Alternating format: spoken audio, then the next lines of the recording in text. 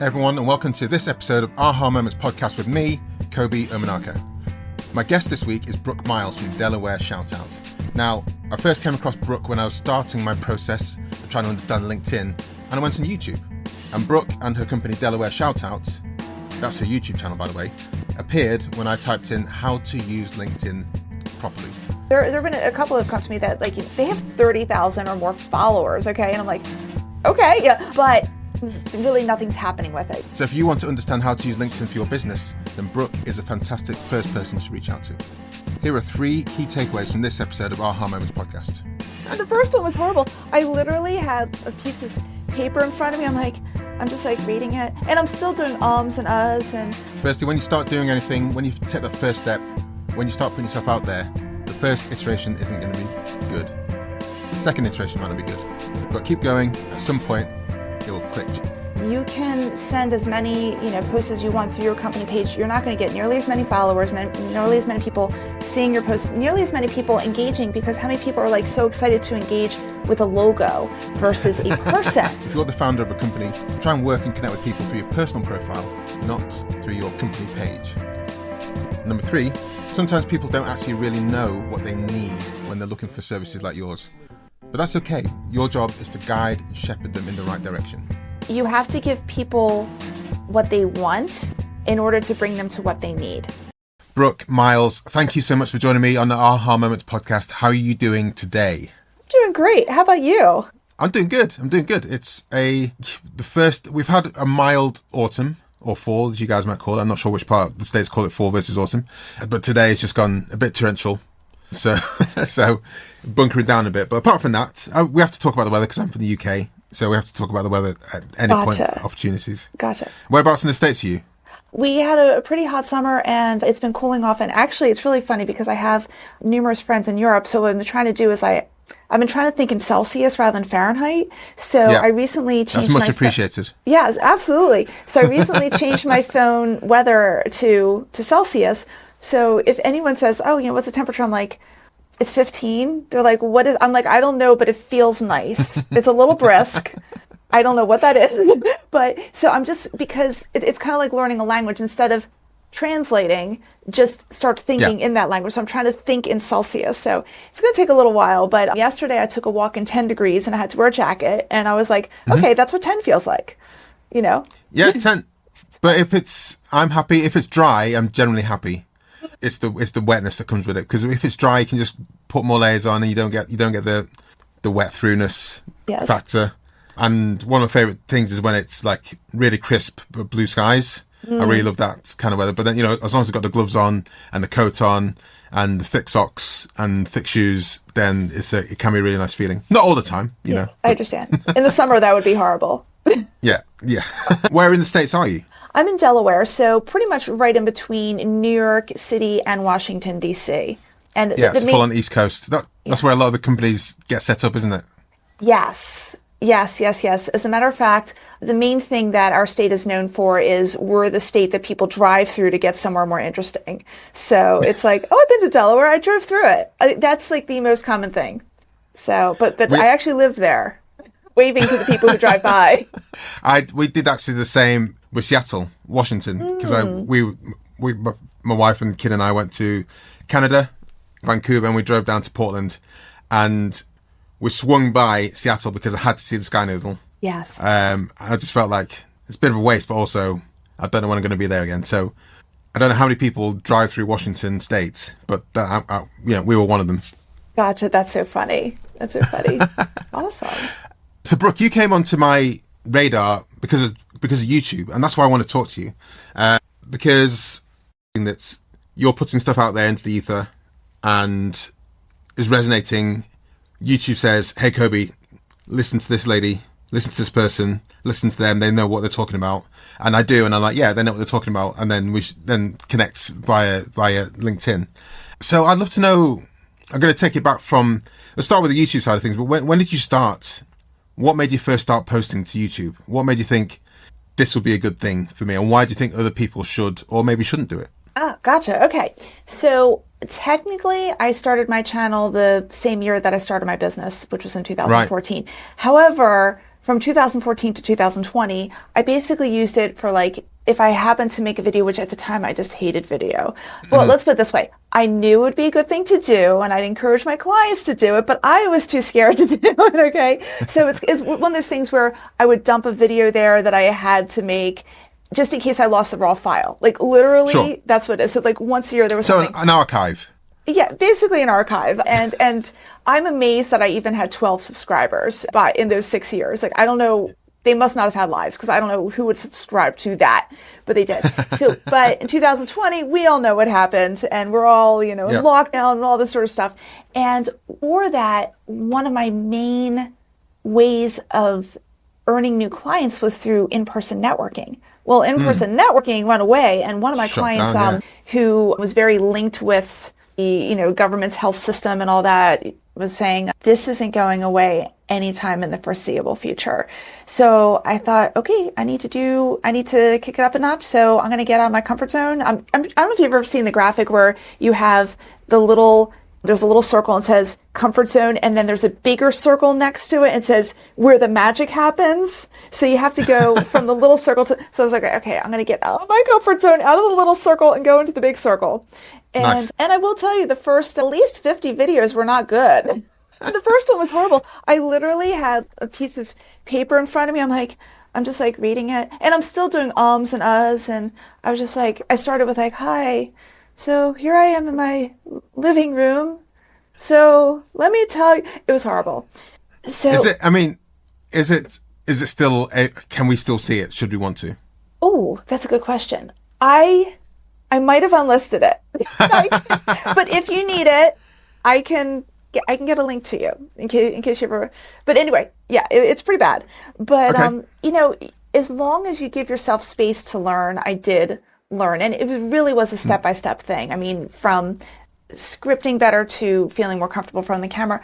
I'm still a little bit of a nervous wreck in front of the camera, believe it or not, and it takes me a very long time to get the right words. I say the same thing over and over again till it sounds good, kind of thing, till I move on to the next sentence or half sentence or something. That's it. I mean, you're using the benefit of editing there, right? So obviously takes the process, make the processes longer, but then you're happier at least with the outcome that you get, right? So maybe does that diminish the nerves, or does it make it a bit more fraught that you can't maybe do like a newsreader and just push everything out with one thought? I can't do that. It's funny because like you and I are talking, I'm totally fine. When I'm with my clients, I'm totally fine. Yeah. I do in-person public speaking, totally fine. Webinars, totally fine. But something about just me and the camera, alone with the little camera lens, that little fisheye, then I'm like, what? But you know what? I edited, and the main thing I think about is, if I were the person on the other end watching this video, and I could watch a million other videos, and I clicked on this one, I need every second I really try to make every second worthwhile in some way. So that's my goal. And so I would rather not be the person who just kind of rattles stuff off, and, maybe I kind of get around the topic a little bit, eventually I get to it, and maybe I'm a little wordy, and eventually look at the idea, because I'm wasting other people's time when I do that, and we only have so much time, and then we die. Now, and I do believe in eternity and all that, but and I'm not going to, but on Earth, we only have this much time. So I really want to make sure if someone took some of their finite time from me, I want to make it worthwhile. So it is important to me to say the same thing over and over again till it sounds right, and then I just edit. Like I'm in the middle of editing a video that will end up being about 6 minutes. It took me 53 minutes to say everything. I'm not joking. It was 53 minutes. So guys, when you listen to this or watching this podcast episode, I will do an intro and outro to Brooke. And that intro and outro will be maximum 90 seconds for the intro and outro. And that will take me at least 10 minutes. So it's just what it is. And I fully agree with you. And I work with clients with their podcasts, and during the recording, they're great. They're gregarious and they're happy and they're smiling and everything's going well. And it's okay, great, that's recorded. Now can we do the intro and outro? And they just kind of melt. And I'm like, I know exactly where you're at, because I did the exact same thing. And even though it's like maybe 50 words you need to say, my brain just goes, you're not going to speak anymore now, Kobi, properly, as a human being would do. You're just going to become a gibbering wreck. And that bums, and what bums me out about it, it's not that I've become a gibbering wreck, it's the fact I know that it could take 90 seconds, but it's going to take like 10 times that. And I'm like, oh, it kind of bums me out. I'm like, oh, I've got to sit here knowing that I'm going to fluff it, but then 10 times longer than it needs to be. And then the editing is going to take that much time because I need to find the best versions out of that potential nonsense that I've put together.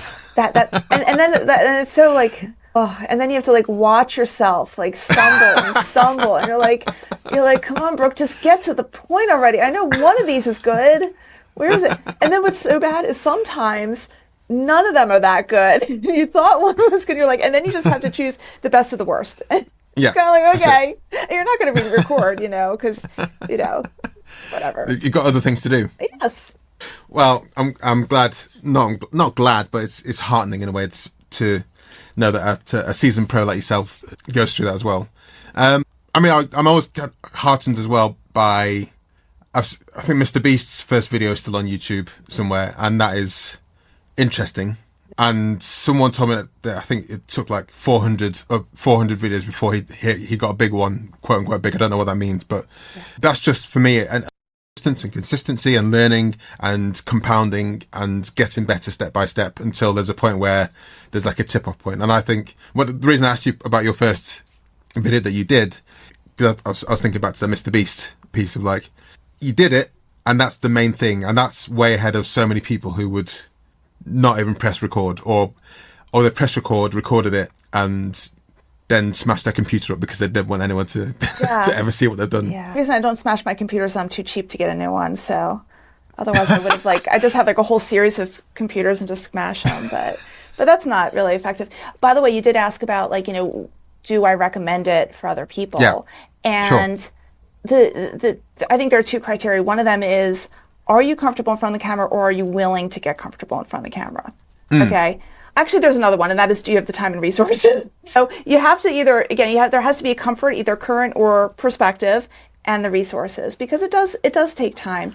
I have found it completely worthwhile, and I will say that I actually just enjoy the art form of it now. Like I look forward to making my next video, not because it's like, what prospective client is going to see this, and because it does happen, but because each one is like a little piece of art in my mind. So it's really cool. I love that. Yeah. And that's why it matters that you take the time to do the edit. It matters why you take the time to do the retakes. It matters because that's a lot of source of the stress is like, how can I make this work as well as possible, right? So yes. I love it. I have not considered it an art form, but of course it is. Of course it is. Yeah. So the big question is, then you went from in-person networking to virtual teaching and networking via that route. Did it work? Does it drive business? Do you get customers and clients through the YouTube channel? Yes. Yes. And I have to tell you, this is horrible. So I love people. I love having conversations with people, but I'm an introvert. Okay. So being behind a screen is but it's just, it actually gives me a little more mental space. I mean, again, there was a huge amount of value going to in-person networking events, and I still do a little bit of it, but walking into an event where there's a lot of noise and people are talking, and then I'm overwhelmed by it, and then I was like, okay, who do I talk to? And it looks like everyone's having a conversation, so whereas online, I think it's a little more structured in terms of how you can enter conversations, comment on someone's comment or something like that, or, so it's been going really well. I mean, YouTube definitely saved my business during the pandemic, for sure. Wow. And the great majority of my clients come from YouTube. They usually find me on YouTube first, and then, because there are way fewer people like me who are on YouTube, like LinkedIn, strategists and consultants who are on YouTube. So it's less crowded there from my industry standpoint, that is. People find me there, and then they track me down on LinkedIn, and we nurture the relationship and kind of get from there. And then before you know it, you end on someone's awesome podcast. So it's seriously, that's as much of a gift to me also, Oh, is it? Oh, I mean, yeah. Thanks. Am I the awesome podcast? Or is this the awesome podcast? This is yours. You know what I mean? Yeah.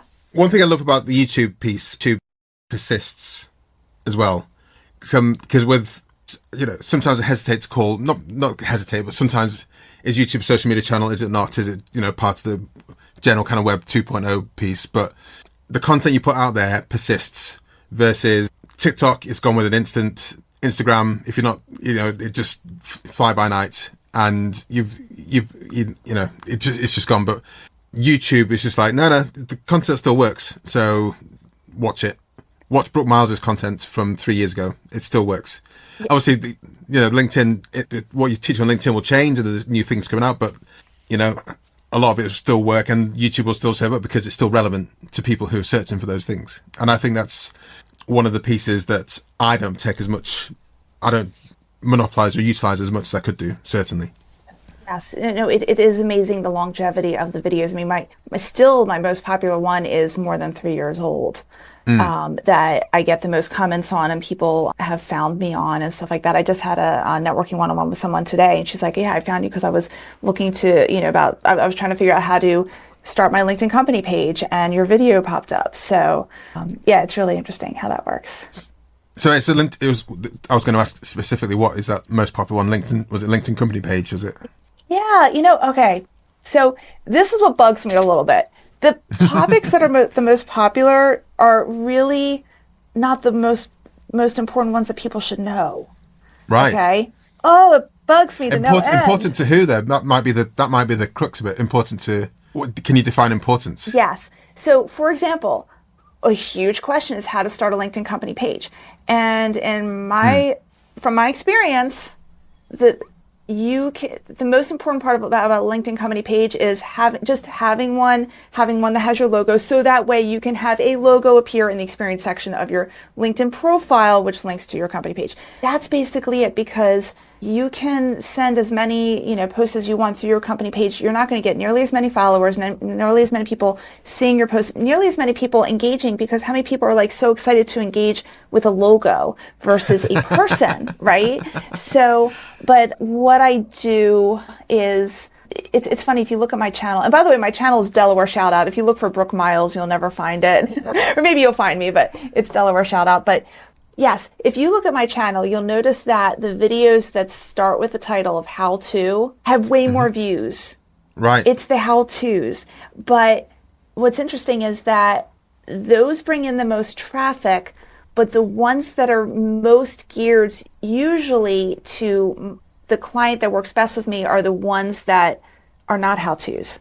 Oh, what are they then? No. So they're, for example, they might be a strategy that someone didn't think of, or it might be commenting on, what is better, articles or posts. Or I just did one on, it's super, super niche. Not that I expect that many views for this one, but I did a whole study on, if you put a GIF in a comment, is that a good thing or bad thing? And it was based on polls I did, as well as research into the engagement of GIF comments versus non-GIF comments. So, but I have a ton, about how you should be thinking about LinkedIn, specific ones about, your headline or your about section, that sort of thing. So, but people do still want to know, okay, what size is the banner? How do I put the banner on my profile page? Yeah, exactly.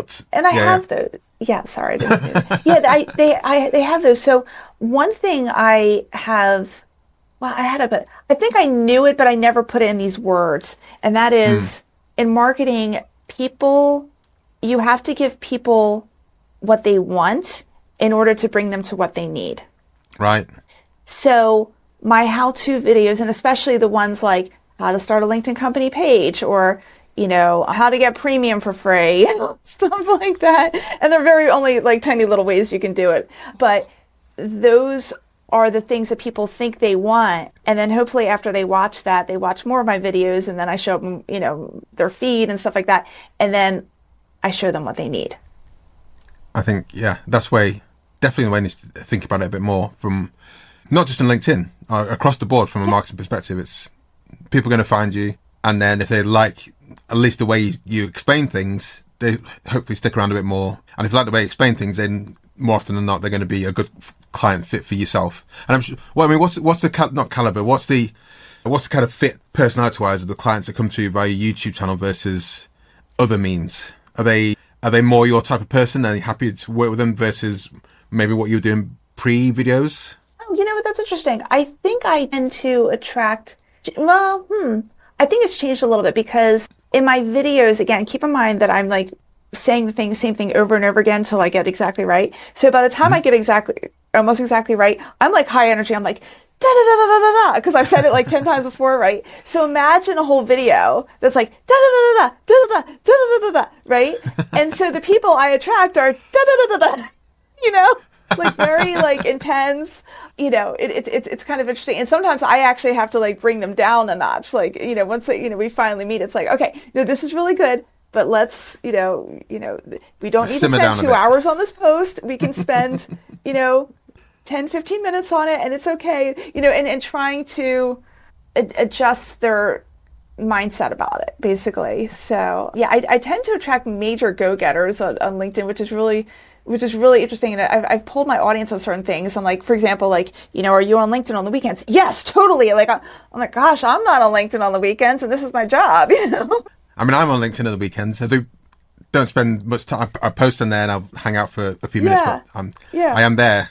At the moment, at least, I'm trying to get to, 365 days of posting because that's what I've said I was going to do.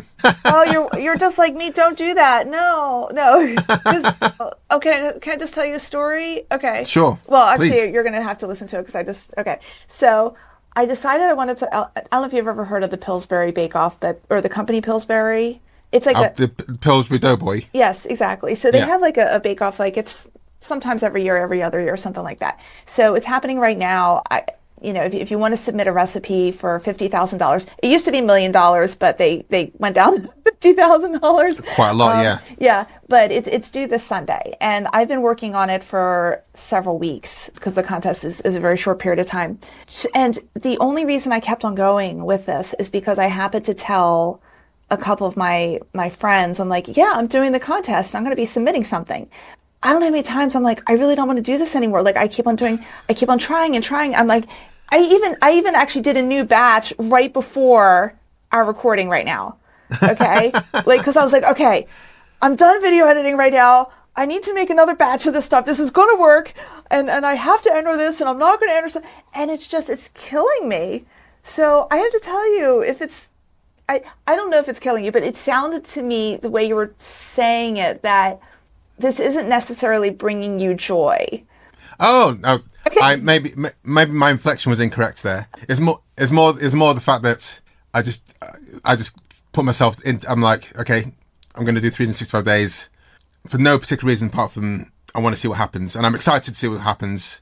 And for me, a lot of the time I've got the post in my head or I've pre-planned it already, so the weekends aren't consumed by it.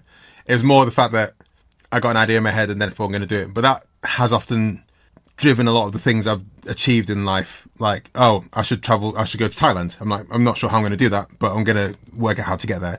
Or I'm going to do half Ironman. I'm like, well, I'm not fit enough right now, but maybe in a year and a half, 2 years, I will be there. And I was more a comment to the way my head works with trying to come up with an idea and then executing on it. Have you considered scheduling out some of your posts so that way you can take a break on the weekends, but the posts still go out? Oh, yeah. I schedule 99% of the posts. Oh, okay. 100%. Good. Yeah. Good. Yeah, that's what I mean by I'm not like they go out live, I'll check, I go, okay, that's good. And maybe if there's some interesting comments, I'll comment to that, but I'm not sat there doom scrolling on LinkedIn. Okay, cool. Awesome. So what was your business beforehand? Was it LinkedIn Guru? So I was the marketing director of a marketing agency before that. Okay. And then before that, I was I guess you could say director of business development for an ad specialty company. So like companies that, slap a logo on any three-dimensional object kind of thing. So I did that, but in both of those roles, and especially when I was doing marketing for the marketing company, that's when social media was like really starting to make a huge splash. And, Sure. People were, realizing, okay, I don't know what this is or what I'm supposed to do with it, but this looks pretty good. So I started off with my eyes on all major social media platforms. And then I just realized over some time that I really only like LinkedIn. I don't care for the other ones personally. Now and I think part of it is that while no platform is perfect, and LinkedIn isn't, people are generally mostly better behaved on LinkedIn. And so it just seems like a nicer place to play. Again, not perfect, but it's just, if I go on Facebook as an example, and I've just had to almost just stop myself from looking at it, it just probably somewhere between the first and the fifth post I see, there's going to be something that depresses me or gets me angry. And I just can't handle it. Life is too short to get that. So, whereas on LinkedIn, it's like, oh, that's interesting. Oh, that's an interesting perspective, and I just think there's way more value for your time, personally. I completely agree. And whether you're looking to build a business or not, I think I have way better time on LinkedIn than I have on other platforms. And quite a few of my friends are trying to build up our profiles over the past couple of years, and tends to be women, tends to be people of colour, tends to be women of colour. They get more abuse than men generally. LinkedIn, it's way less, but they still get the kind of, hey, how you doing? But on other platforms, it's like off the scales and charts in terms of just people harassing for whatever reason. So just as that kind of side-by-side comparison, I do see how maybe it's the fact that it is business presenting, maybe it's the fact that you are actually, there is a benefit to verifying your ID, putting your ID and stuff on LinkedIn, that people know it's you, that people are better behaved, to use your turn of phrase. Yeah. I sometimes worry that people are just like hiding. There's a facade that scale's going to drop when you meet people in real life, because they don't want to be kicked off LinkedIn because that could lose them all their money and time and stuff. But it's still, at least on the face of it, a much more pleasant place to be on a daily basis. It is. Well, I mean, I would say that in general, most people have some type of facade, and I think everyone has like at least a slight thing, going on, and it's just a matter of how much of a facade there is. But even on Facebook or Instagram or something like that, a lot of times it's, let me show you as my best self and my best life. It's either that or like some deep misery. There's nothing in between. Like, I had an average day today. No, it's usually just one or the other. Sorry, I didn't mean to make you laugh while you were drinking. That might be. I wonder if there's an average day Instagram account where it's just someone that would be so waking awesome. up and brushing their teeth. Yes. Yeah, it's like, I'm just gonna have a bowl of cereal. Teeth. Yeah. Just like every day. I had cornflakes. Looks all good. So yeah, what I have found interesting, and I know, you and I had obviously, and I had a discussion, beyond LinkedIn, which kind of led to this, is, I've been trying to be more and more proactive doing Zoom calls with people that and it can only be a small percentage of my network, when you have, a few thousand, there are only so many people you can talk to. So it's just the ones that seem most interesting to me. But you really get a much better sense of that person. And again, we're still kind of on our good behavior, but you don't see the perfect, Photoshop face with the perfect blah, blah, blah. And, you just see that person and you hear their voice and their inflection, and that makes it a whole lot more real for me, for sure. Getting the conversations off of LinkedIn. Yeah. So for your clients, are they happy with you, Delaware Shout Out and Brooke Miles, when they work with you, and like the transformation you give them and confidence you give them on LinkedIn? I believe so. I mean, based on, I would say their money speaks for itself, because usually when our 10-hour retainer is over, it's like, okay, how can I keep on working with you? Right. So that's how I get that. So yeah, that's a KPI right there, isn't it? Yeah. I mean, I think that's kind of the biggest thing. And I get referrals and all that, so which is fantastic. But how do I put it? And what also just brings me joy is, even just at the end of any session we have, it's like, okay, that was a really good call. I learned this, and then I see the progress that they've been making. And for some people, there are some clients who come to me. I mean, there have been a couple who have come to me that, like, they have 30,000 or more followers. Okay, and I'm like, okay, yeah, but really nothing's happening with it. Like they're posting and they get 2 likes and that's it, or like nothing's happening despite what appears to be a huge amount of popularity. And then I also have people who are starting from scratch. So the people starting from scratch is just building that system so that they can continue it and feel confident is great. And then for the people who already have a presence, but something's not working, it's more a matter of, okay, let's figure out what you're doing well. Great. Let's keep that going. But, you know what? I see these 6 gaps. So let's work through these one by one, and I'll hold you accountable to that. Love it. Let's go to the aha moment questions. Okay, sounds good. So this podcast is called Aha Moments, which we've got 3 questions which I ask everyone. The first question is, for a customer, either in your current role or a previous role, can you describe an aha moment that you get them to? Can you tell us what that aha moment is or was, and then how you kind of crafted the journey to get them there as quickly as you could do to make sure that they realised like the full benefit? Gotcha. And so what's interesting is that one of the biggest aha moments I have gotten recently, or that I've dealt with recently, was actually an aha moment that a client gave me. And I thought that was just, and this is someone who, again, just someone who has a lot going for them. And I'm like, wow, they hired me kind of thing. So, and he was, he and I were just having some, one of our sessions and stuff like that. And he said it very, very nicely. He said, one thing that I started doing is I started seeing if I can not talk at all when someone else is talking and not interrupt them at all when someone else is talking. And even when I want to say something, just wait for them to completely finish. And it's really amazing how much you learn and how much they feel comfortable expressing themselves. And that was his way of saying, Brooke, you're interrupting me too much. Oh, really? But he said it in the nicest way. And it's funny because I find interruptions like completely annoying and like, wow, how rude. But when he's like, but it's something that he had been working on as well. And he was sharing that he was working on it. And he said, you might want to try that. And what I've noticed is that when I'm doing so much better now. I try to let someone completely finish, everything they're saying.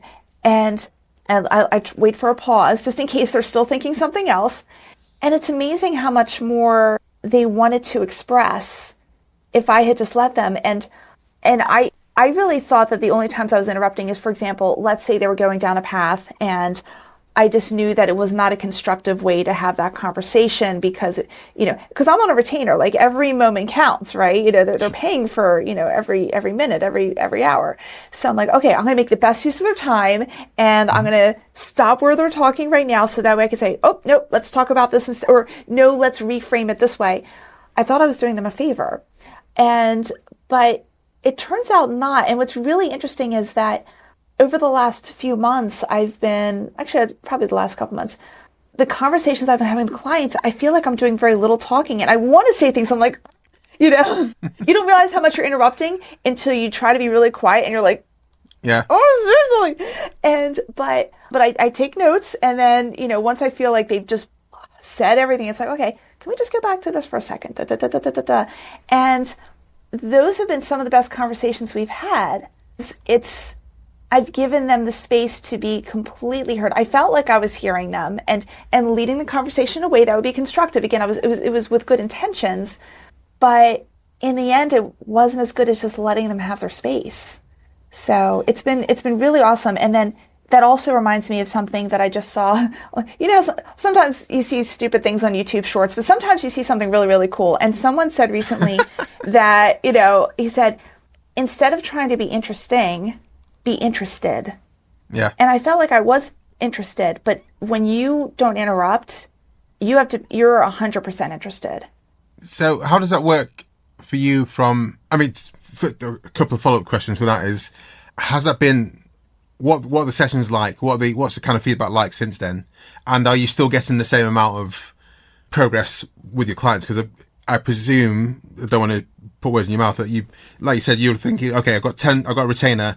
I want to make sure that I'm imparting knowledge into them. And that's what they're here for, is knowledge. But maybe part of it is they're here for a bit of catharsis and a slightly different relationship. Of course, they want to get to a place where they're better on LinkedIn and better doing, but also it's not as simple as a transactional. Exactly. You teach me how to do the thing relationship. Yes. And I just noticed I interrupted you right there, so I'm still working on it. But, I don't feel like my relationship with my clients has ever been transactional. It really has always been relational, but I feel like even more so since I've been talking less. It's like, wow, Brooke, that was a really great conversation. I still want to make sure again, but what also sometimes happens is that people are able to answer their own questions. It's almost like we're doing the Socratic method, but they're asking themselves the question, and so, but again, I do take notes and I do make sure that, we're walking away from the conversation with something that's going to be, or numerous things that are going to be constructive, but just giving people the space to be completely heard and also let them talk through things on their own. Because ultimately, if my job is to empower people to do LinkedIn on their own, then shouldn't I give them the space to empower, to be empowered, to learn how to empower themselves and think through things and stuff like that. And I'm there to guide it. Yeah, absolutely. The other point I was going to make related to that was I've rarely done coaching, but I remember when I used to do a lot of like triathlon stuff, I got a nutritionist to help me to see if there's anything obvious that I was like not doing. And essentially, long story short, there's a lot of stuff I was doing wrong, which I thought was good. And basically, cooking from scratch is the best way to do things, and that was great. But what she'd do was she'd give me a meal, the meal plan for the week, and I'd go away and make it, and I'd be like, okay, that's good. And then after a couple of months, she's like, you don't ever comment on anything that I give you, and I was like, well, I'm just kind of following what you're saying. And I wasn't really, she was like, are you unhappy? I was like, no, this is good. I like the jambalaya. I've never made jambalaya before. Thank you very much for introducing me to that. So for yourself, as that person, as the teacher, as the mentor, as the coach, when you get someone like me, myself, who's just like, not placid, but just, they kind of get on with the thing. Does that help you in any way? Does it make you second guess yourself? Does that make you think like, am I doing the right thing with this person? I'm wondering if I'm like now, because I'm not so effusive, even when some things are going well, if that's really helpful. If I'm, what would you kind of make from that situation, working with someone like myself? When I don't have too many clients that are the way you're describing, and I will tell you, it would make me a little nervous, but if, for example, I see that they're doing, what I'm suggesting, and we're seeing the results from it, and they keep on asking questions and extend the retainer. So again, if I'm seeing the actions more than the word, actions speak louder than words. We all know that. So I would say that. So from what I'm hearing from, what you got from the nutritionist is you're following the meal plan and everything is going, because if you were disappointed with anything, you would have not continued with it, or you would have, whatever, but you're still, so it's, your actions are showing that you're pleased with how things are going. Yeah. Yeah. But I would prefer like a billboard that says Brooke Miles is amazing, but I can't get that all the time. So, you just have to look for the actions. Well, I've got a light board for you. Notice. Thank you. Second aha moment question is, can you think from your personal perspective, an aha moment in a product or service that you have bought into? What was that moment, and what was the product or service? It was very early on. It was in 2021 when I was still very green with YouTube, and I hired it was a 1 hour consult with a very well-known YouTuber who doesn't offer that service anymore, and it was like, $600. Yeah. Thing.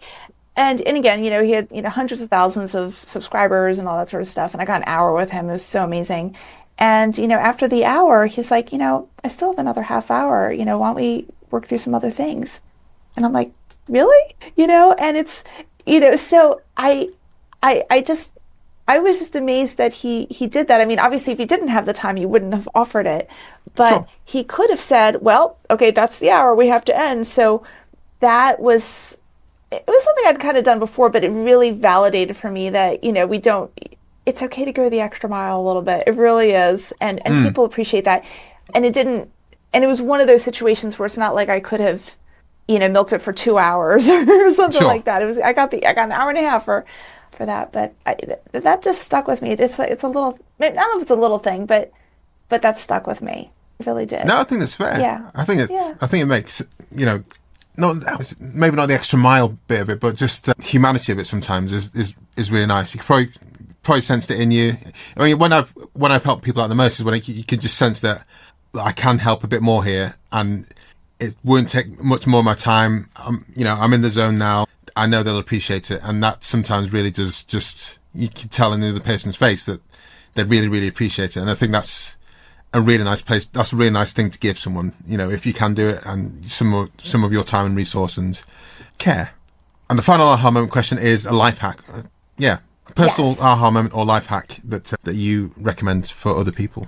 Take breaks and schedule them in your calendar. So what I do now is in the morning, I look at the weather. I look in the weather app, and again, which is in Celsius, which is like, yay me. And I also look at the UV index, and I say, okay, when am I going to take my 2-mile walk? Right. Now, I would say I'm normally very good at it. I have not done it yet today, but I should be able to do it right afterwards. But like, I normally get a 2-mile walk in sometime in the middle of the day, which is really, Fantastic. really nice. So taking a break, or even, for example, and I had already mentioned this before our conversation here, I was, testing the recipe again, but it's also because I was editing a video and I'm like, my eyes are getting crossed. Like I just can't put any more creative juices into the video again, but I want to be productive with something. So let it be my obsession with the recipe contest. And, so I took a break and I spent an hour just trying to say, okay, what's this version going to look like? What are the proportions going to be? And it just helped me get a whole lot more refreshed. So schedule in breaks. We're not meant to, how'd I put it? We think that, okay, we're going to work until we're 65, 70 or something like that. And then we'll have fun, but the age, well, actually I'm 54, so I'm already old, but we're still at an age where we're healthy enough to really, really enjoy life. So shouldn't we give ourselves those opportunities to enjoy life and not wait until maybe we can enjoy life? Yeah. Oh yeah. 100%. Yeah. I've always felt the benefit of I've gone through phases where, okay, I just need to get stuff done. And in short bursts, that's fine. But then if it's extended, even for like 3 days, where you have a few like late nights, I've been there where I've been at like 2:00 in the morning and looking at the screen and I can't see the wood for the trees and nothing useful is coming out of my hands. And then you go to sleep and wake up and think, oh, I know exactly what to do now. And that's great. And if I'd gone to sleep 3 hours earlier, I would have felt even more refreshed and probably had even more energy the next day. And it's always a false economy. It's super often a false economy. And also another anecdotal thing there is in my previous career, I used to work in engineering, and that was very much like you do 40 hours in the week, no more, no less. If you did more, then you get paid like a handsome amount per hour that you work more. So often they wouldn't do that. So that meant that every lunchtime, I pretty much had an hour or more to do, because I worked 9 to 5 and then spend the time. So I'd often go for a run, for a swim, just for a walk, and I'd always come back feel like a completely new person to where I was. And that was always interesting to me, that even if I was exercising ostensibly more fatigued, I'd still feel fresher. And that's something I can't do right now, but I really, really want to get back to a stage where I can definitely carve out a regular thing and do, like I say, a 2-mile walk like you're doing. So it's something that that's something I should put on my whiteboard to make sure I can get to that stage like ASAP. Or just do it. Just tomorrow morning, or well, tomorrow's Saturday, but when we're recording, that is. Okay, we're recording on a Friday right now. But, just wake up and say, okay, when am I going to do this? Yeah. And just commit to that. You have to make, just like we make appointments with our clients or with the doctor and stuff like that, you have to make appointments with yourself. You just have to make appointments with yourself. Like that's it. Yeah. That's my Brooke, I'm sure, I don't want to speak for you, but are you happy for people to connect with you on LinkedIn? We'll put the links in the show notes. No, yeah, absolutely. Please. I would love that. So yeah, just look for Brooke Miles, Delaware shout out. Yeah. Or you could put Brooke Miles, LinkedIn strategist or something like that, and you'll find me. Yeah. And I'll get the link from you. It'll be in the show notes and also the YouTube comments. But it's been a pleasure. Thank you so much for joining me. Thank you so much for guiding me somewhat through LinkedIn. And it's been great to know that, again, great to know that people have the same struggles or go through the same periods. But it's nice to know sometimes you're not alone going through those things. Thank you. But yeah. This has been great. Thank you. And, I feel like we all, especially when you have these conversations outside of LinkedIn, you realize that it's real normal people behind all of it. It really is. And that's what makes things really refreshing. It's just being willing to have those conversations, for sure. Totally. Yeah. Well, thanks so much. Thank you. Thank you very much for listening, and thank you very much, Brooke for being a fantastic guest. It's been a pleasure to get to know you over the past few years via LinkedIn, via YouTube. So, guys, if you are on YouTube, do head to Delaware Shoutout and find her account right now. Whilst you're here, I'm going to do all the good things that podcasters ask you to do. If you're on YouTube, please comment below, like and subscribe to this channel. If you're not on YouTube, but you're listening on Apple, Spotify, Pocket Cast, or any other of the different ways you can listen to podcasts, please do leave a comment. Please do rate. Please do share with one friend. If this episode has resonated with you, please share with one friend who you think will get a really good kick out of it.